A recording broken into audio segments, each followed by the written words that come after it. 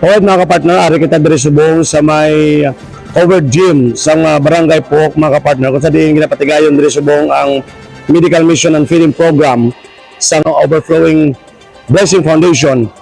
Kaga amuman in partnership with the local government unit of Binubaan sa pagsuporta gid ni Mayor Dap Anthony Vidora sa Garalikias nga gin-push siya gid ni mga kapartner nga ini nga programa mapadayon kay makapalabot sa serbisyo sa more or less 100 to 200 ka mga beneficiaries nga malabutan sang libre nga check-up, libre nga bulong sang sini nga foundation. Patigayon ang check-up sa buong with Dr.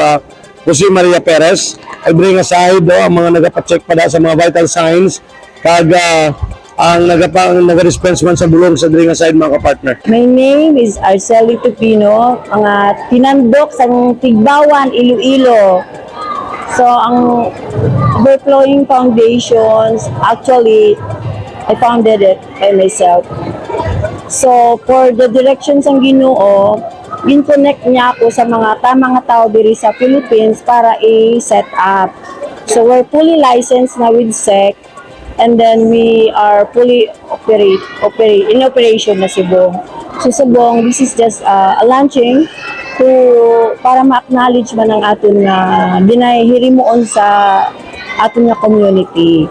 So ang aton mga team, kanday Indiana Rose, Day Brian, actually it was coordinated by Mayor Cap.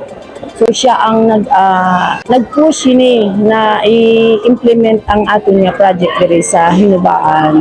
Sa mga nakakapanood po nito at sa makakapanood pa, ay dalangin ko po kayo ay makagkaroon ng personal na pakikitungo sa Diyos dahil napakahalaga po yan ang ating buhay na matiyak po natin na tayo ay makasama niya sa kalangitan dahil inalay niya ang kanyang buhay, namatay siya upang tayo maligtas sa kapahamakan at dahil sa labis na tayong mahal, gusto niya tayo makarinig ng kanyang mga pangako at ng kanyang mga gusto o naisin sa ating buhay. Pagpalain po kayo ng Panginoon at nais ko na kayo ay makakilala sa Diyos kung hindi man ngayon sa darating panahon.